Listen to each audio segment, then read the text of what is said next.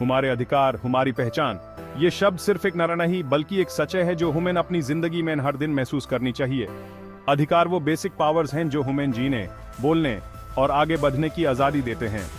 ये हमें अपनी सोच को व्यक्त करने, अपने सपनों को पूरा करने और अपनी जिंदगी को अपने तरीके से जीने का मौका देते हैं। ये अधिकार हमें इंसान होने के नाते मिलते हैं, न कि किसी गवर्नमेंट या समाज की देन है। ये हमें जन्म से ही प्राप्त होते हैं और इन्हें कोई हमसे छीन नहीं सकता। ये अधिकार हमें सम्मान और गरिमा के साथ जीने का हक देते हैं। जब हम अपने अधिकारों का उपयोग करते हैं तब हम अपनी असली पहचान को जीते हैं।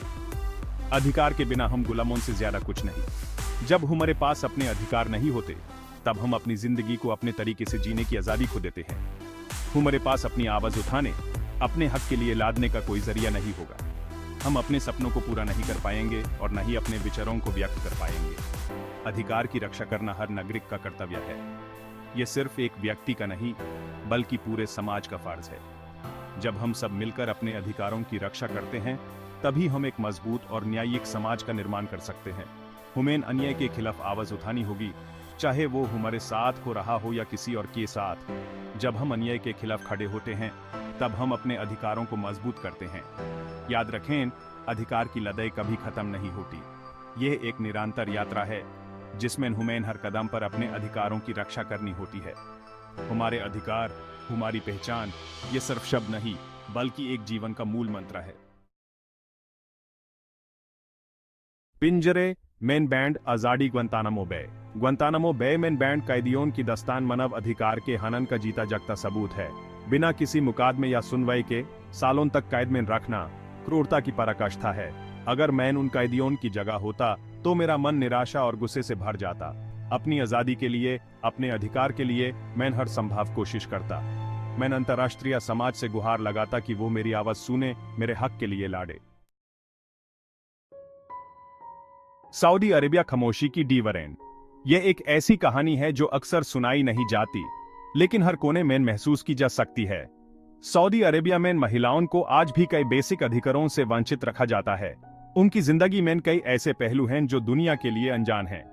उनकी खामोशी, उनकी मजबूरी और उनकी चाहत, सब कुछ इन दीवारों के पीछे छुपी हुई है। गाड़ी चलाने से लेकर पढ़ाई लिखाई तक हर कदम पर उन्हें पुरुष अभिभावक की इजाजत की जरूरत होती है। यह इजाजत सिर्फ एक फॉर्मेलिटी नहीं बल्कि उनकी जिंदगी का हिस्सा बन चुकी है। हर फैसला, हर कदम उनके अपने बस में नहीं होता। अगर मैं एक सऊदी महिला होती तो मैं इस दमन के खिलाफ आवाज उठाती। मैं अपने हक के लिए लड़ती, अपने सपनों को जीने की कोशिश करती। मैं उन सब महिलाओं की आवाज बनती जो खुद को बयान नहीं कर पाती। मैं शिक्षा के जरिए खुद को सशक्त बनाती और दूसरी महिलाओं को भी जागरूक करती। शिक्षा ही एक ऐसा हथियार है जो इन दीवारों को तोड़ सकता है। मैं चाहती कि हर सऊदी महिला पढ़ लिख कर अपने अधिकारों को समझे और उनके लिए लड़ने का हौसला रखे। मैं दुनिया को दिखाती कि सऊदी महिलाएं भी अपने हक के लिए लड़ सकती हैं। उनकी हिम्मत और उनका जुनून किसी भी दूसरे देश की महिलाओं से कम नहीं है। ये कहानी सिर्फ सऊदी महिलाओं की नहीं बल्कि हर उस महिला की है जो अपने हक के लिए लड़ रही है। ये कहानी है उनकी हिम्मत की, उनके सपनों की और उनके जुनून की। खामोशी की दीवारें टूटेंगी और एक नई सुबह जरूर आएगी। कोसोवो जातीय सफाया का दांश। कोसोवो में अल्बानियाई लोगों पर हुए अत्याचार मानवता को शर्मसार करने वाले हैं। जातीय सफाया, नरसंहार और जबरन विस्थापन जैसी घटनाओं ने हजारों लोगों की जिंदगी बर्बाद कर दी। अगर मैंने कोसोवो अल्बानियाई होता तो मेरा दिल दर्द और गुस्से से भरा होता। मैं अंतर्राष्ट्रीय समाज से मदद की गुहार लगाता। मैं चाहता कि दोषियों को सजा मिले और पीड़ितों को न्याय। भारत के डेंजर 1984 और 2002 दो ऐसे घटनाएं हैं जो हमारे देश के इतिहास में हमेशा के लिए एक कलंक के रूप में याद रखी जाएंगी। यह जख्म जो नसूर बन गए हैं, इनका दर्द आज भी महसूस किया जा सकता है। भारत में 1984 के सिख विरोधी दंगे और 2002 के गुजरात दंगे दोनों ही सांप्रदायिक हिंसा के काले अध्याय हैं जो हमेशा के लिए हमारे मानसिकता पर छा गए हैं। इन दंगों में न सिर्फ संपत्ति का नुकसान हुआ बल्कि इंसानियत भी शर्मिंदा हुई। इन दंगों में हजारों बेगुनाह लोग मरे गए, जिनमें बच्चे, महिलाएं और वृद्ध भी शामिल थे। लाखों लोग अपने घरों से बेघर हो गए और उनका जीवन हमेशा के लिए बदल गया। इन दंगों के पीड़ितों को आज तक इंसाफ नहीं मिला है और ये एक ऐसी सच्चाई है जो हमारे समाज को चुभती है। यह शर्म की बात है कि हम अपने ही देशवासियों की सुरक्षा नहीं कर पाए, और ये सोचने पर मजबूर करता है कि हमने अपनी गलतियों से क्या सीखा। हमें यह सुनिश्चित करना होगा कि भविष्य में ऐसी घटनाएं दोबारा ना हो।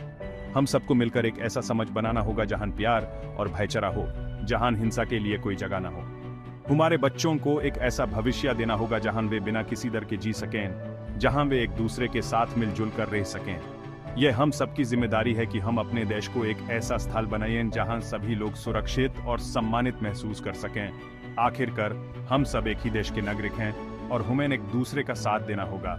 आओ मिलकर प्रतिज्ञा करें कि हम अपने देश को एक ऐसा स्थल बनाएंगे जहां हिंसा का कोई नामो निशान ना हो और जहां सभी लोग एक दूसरे के साथ प्यार और सम्मान के साथ जी सकें। यह हमारे हाथों में है कि हम अपने देश को किस दिशा में ले जाते हैं।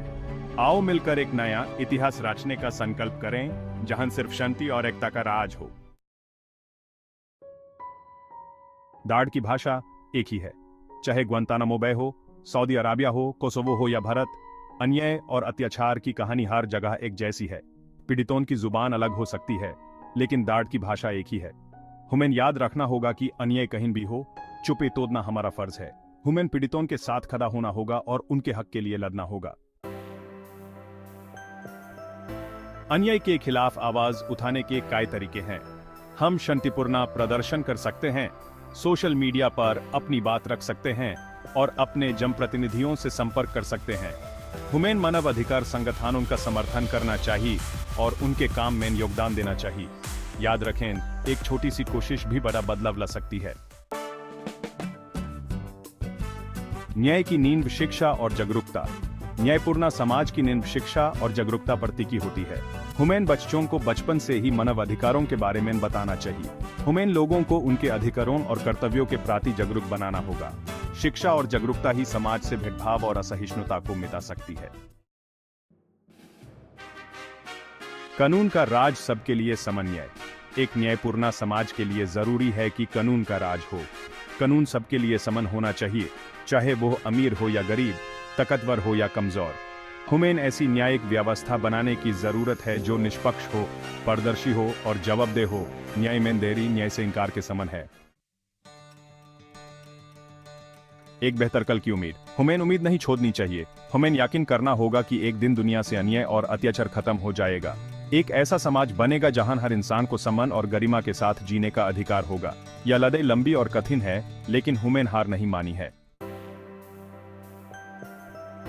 अधिकारों की रक्षा हमारा कर्तव्य। अधिकारों की रक्षा करना सिर्फ गवर्नमेंट या नेताओं का काम नहीं है, बल्कि हम सबकी जिम्मेदारी है। हमें अन्याय के खिलाफ आवाज उठानी होगी, पीड़ितों का साथ देना होगा और एक बेहतर कल के लिए लड़ना होगा।